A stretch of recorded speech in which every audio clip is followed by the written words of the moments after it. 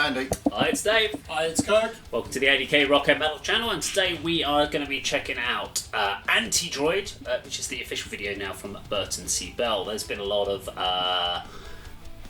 commentary around this one. This is obviously the first release since his post-Fear Factory time. Is that the name of his project, Anti-droid? Song. Oh, okay. Oh, is this a solo effort? Solo effort. Yeah, There's a thing in here in one of the lyrics which is called "Escape the Factory," but it's in lowercase f. So he's talking, and he has stated it's not relating to Fear Factory. It relates to the factory of the world who puts things out there. But it can be seen as people have often said taking it as a dig against Fear Factory. But I thought I'd get that out of the way now because I know that'll come up in the comments. But let's go check it out, and we'll stop and pause as we go. But let's have a look at what Burton C. Bell has been up to.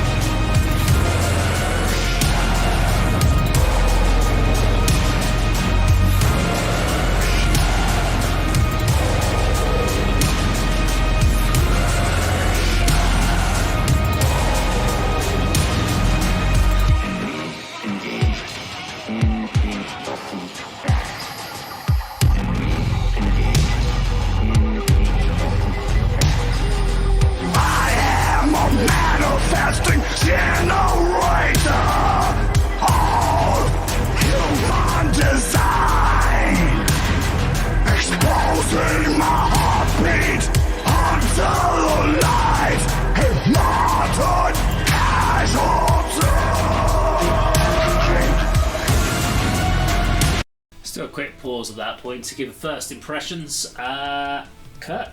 We know that he's a big fan of the Canadian industrialist Skinny Puppy. I think that comes through in the music here.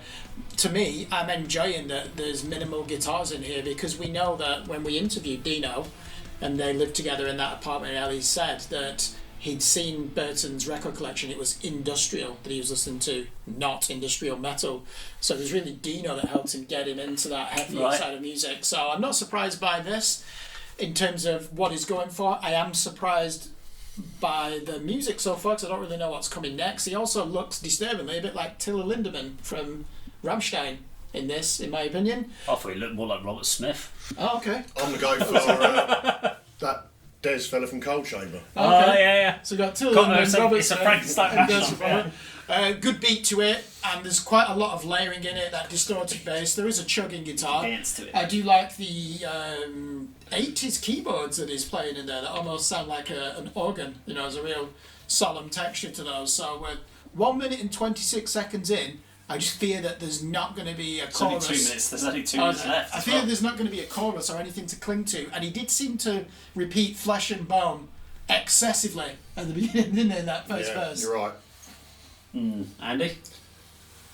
I'm not blown away. I mean, it's something that I should like. I mean, Anti-droid is a good name for a song, and obviously I know this guy's sort of background. I don't know what, you're filling me in late because you interviewed Dino, probably more fans of Fear Factory, but I'm not quite sure what the the separation between the two parties was about and what it was like. But it's like there's that repeated line, the vocals. It's sort of industrial doom is how I describe that opening sort of minute and a half, musically. But the vocals didn't quite match the aggression of the music. It didn't sound like anything I've heard from his sort of Fear Factory days. It seems to be a bit more of a mellow delivery, and he's. I think you said we've got to this stage of the song already. There's only 2 minutes to go. I'm not quite sure where it's going to go or whether there's going to be anything more interesting than what we've already heard, whether it's just going to be sort of more of the same for the rest of the song, in which case it's not going to be great for me, but we'll see. I mean, the video again, it looks very sort of cheap, doesn't it? He's got like long things on the end of his fingers, which sort of things you make as a kid without paper and sellotape and sticking it in your fingers. Edward Scissorhands. Yeah, Edward Scissorhands probably better than Freddy Krueger as an analogy. Yeah. What was your own, Dave? So you said you were bored. Yeah. After like 20 seconds, he said just do something that's interesting. So it does remind me of things like Gary Newman. Musically, there's elements there of what's going on. It also reminds me some of the keyboard parts of when Jonathan Davis wrote the music for the Queen of the Damned soundtrack. So he went down that route with this kind of very gothic, industrialized vibe. Vocally, it's not meshing with what's going on musically for me. This song feels like a prelude to another song. It doesn't feel like a standalone track. It feels like it's the song that's going to build into another song. So if you were doing a concept album, this could be this would be like maybe either the midway point that's taking you for. It's a transitional song.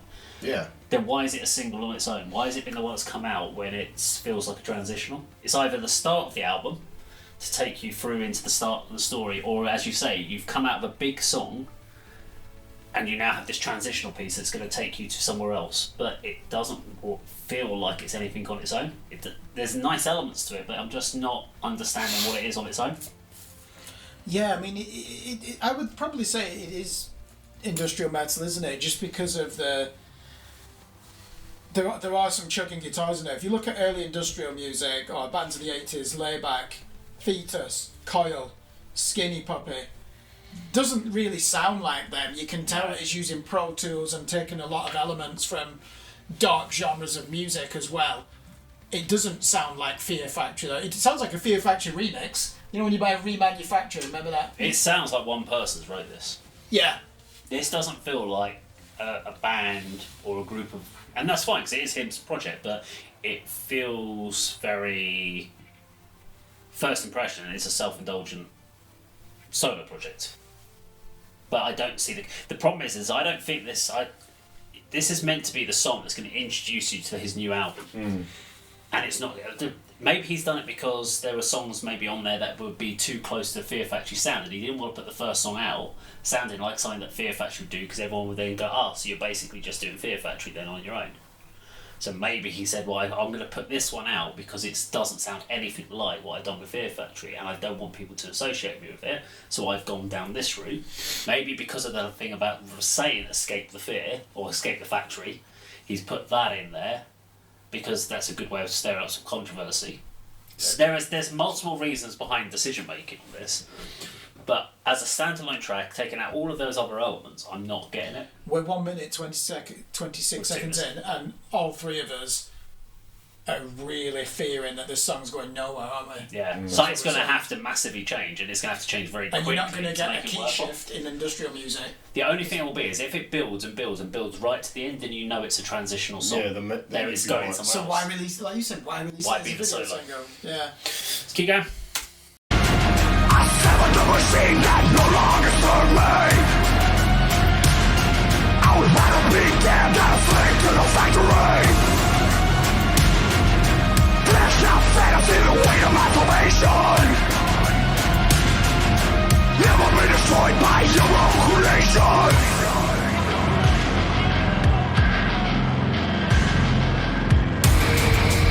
Anti-droid. Anti-droid. Anti-droid. Anti-droid. My blue eyes are reflections of God, staring at his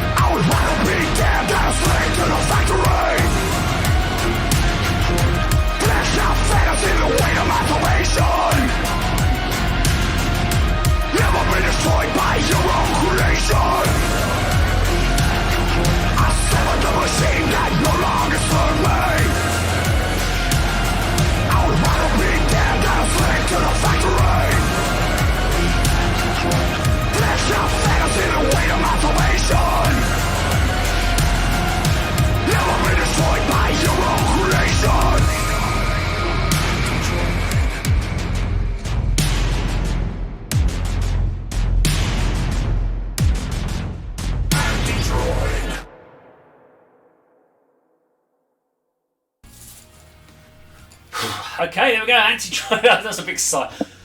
Anti-droid by Burton C. Bell. Okay. My viewpoint hasn't really changed since the stopping midpoint, but Kirk? Near the end, I did hear Nine Inch Nails era Downward Spiral, especially the song Reptile. The problem we've got here is, and it's the problem with industrial music, Trent Reznor is the only person in that genre of music that's ever approached it like a songwriter.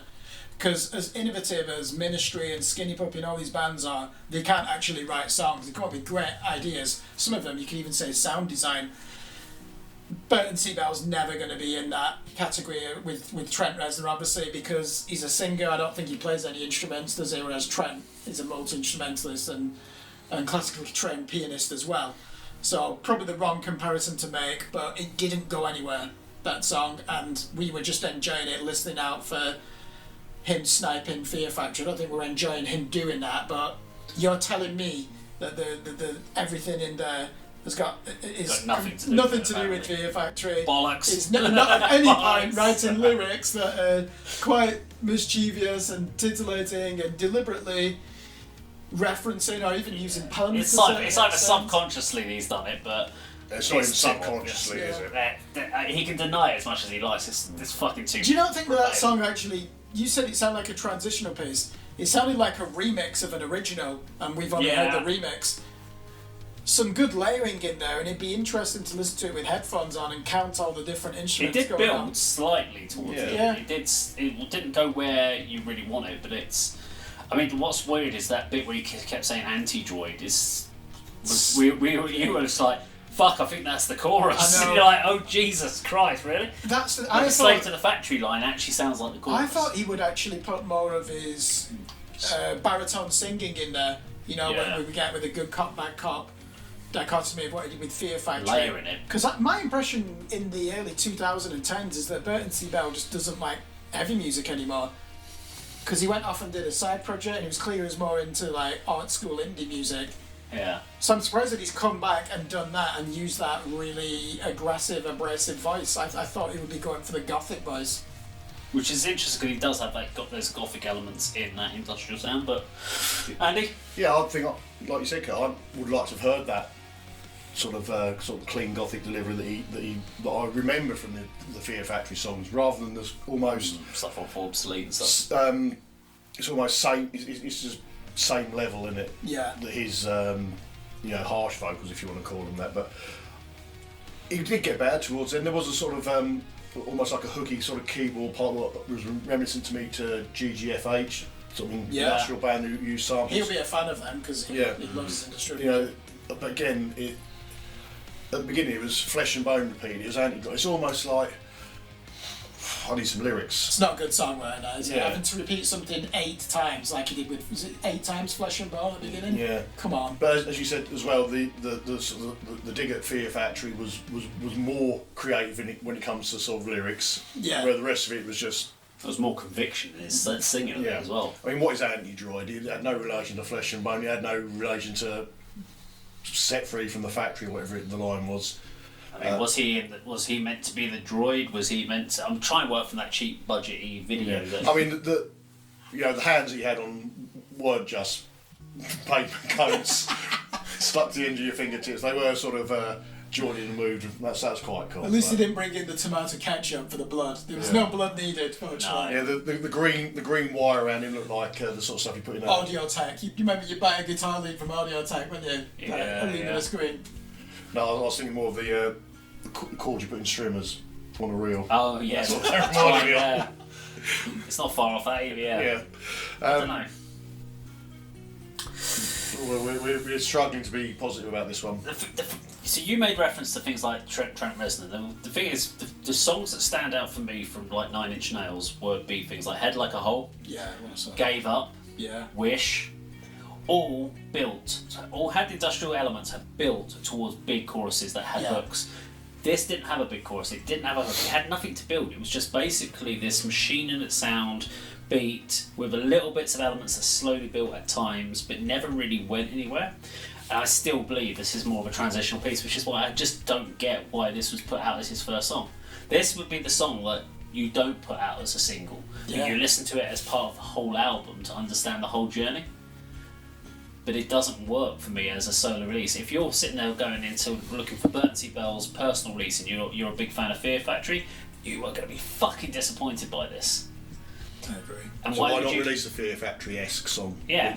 which we think will feature on this? if you want to prove that Fear Factory is not a Dino thing, and it isn't all about just Dino and what he did in the band, and that you were a key part of that, come out and put out your own Fear Factory stuff and show that you can do it.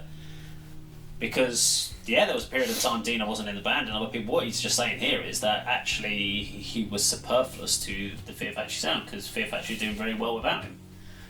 Or maybe he wants to be very clear and he wants to cut ties and doesn't want to be known. But he's not a strong enough vocalist. I've always thought Burton C. Bell is a fucking awful vocalist, You personally. mean live, don't you? Not on record. Even on record, I Come mean, on, he's... demanufacture. That changed metal, that good cop, bad cop, bro. She really perfected He that. did, but there are so many better vocalists than he is. Even on Demanufacture, when you listen to Demanufacture now, I was listening to it the other day and I was like, he's good on the album. He's not. There are some million other vocalists that I would put in his place that would make that sound even better. He did what he did at the time. Live, I thought he's always been awful. It sounds like he basically has smoked 100 fags a day and he's trying to sing. It's just his voice just can't do it. He's notorious for that live, isn't So he? I've just never quite understood it. So maybe this is a reason why he's not going down that direction, is because he's trying to work with him what he can do, and he wants to be able to put that through live. So there's no point in going off and trying to do loads of great studio twiddling to get a great sounding, real heavy Fear Factory style vocal, knowing that he won't be able to produce that live when he goes out and plays. So for me, it wasn't great on record. Like I mentioned before, it was very same level and monotone, the harsher vocals. But one of my sort of favourite songs, because of the lyrics, I think it's on Demanufacture, Piss Christ. Yeah. I remember as a younger person sort of writing it out and in a certain font and throwing it on my wall because I like the lyrics so much, because I was kind of anti-religious, but it was hands out, nailed down, nailed to the cross of death. Do you know what I mean? That's almost as how Burton C. Bell delivered it. But you think that is a great set of lines, but it wasn't delivered very well. You know, somebody, a better vocalist would have put more range on that and more, just made that particular section a lot better. I would want to listen to the album though, because I think there will be, I'm expecting there to be a lot of different genres that is throwing into this, because you could easily just spearhead the album with that industrial thrust and work either side of it and away from that sound and still make it coherent. So it has, I am intrigued, I would want to listen to more, but if we were just reviewing that song in isolation, directionless, I think you would call it, really, wouldn't you? Good work. For me, the problem I have with this is we're reviewing. If this wasn't Burton C. Bell, we'd be even so much harsher on this. Oh yeah. Because it's Burton C. Bell, we're being a little bit more kind of like, okay, we know what he can do, and we're giving it comparisons. If this was an unsigned local band that had given us this, we'd be like, what the fuck's this? I think we'd be harshly critical of it. And I think we're being overly generous on it. Yeah, because of his legacy. Because of legacy. He's getting that because of legacy. If he was an unsigned band and they'd given us that with that video, we'd be like, fucking hell, this is not good. Yeah. They need to go back and rework on their writing, because this is not a good song overall. That's just, sometimes I forget that we do things because of legacy and because of what we know they have delivered historically. We kind of go, oh, well, maybe I'd listen to another one and see if maybe change. I would only listen to another one to hope that I'm wrong. Yeah. Not because I'm interested in what this is. I'm just hoping that he does something different to this on the rest of the album. But you don't put your lead single out as the one that sounds different to everything else on the album. This is meant to be your showcase. This is the one that's going to get people excited in your music. And all it's made me do is go, based on that, I'm not going to listen to this album. I think there we go. It'll be an easy album to review, but it'll be a negative one. Okay, Anti-droid there from Burton C. Bell. If you enjoyed our video today, please do like, share and subscribe. We'll see you on our video sometime very soon. Take care.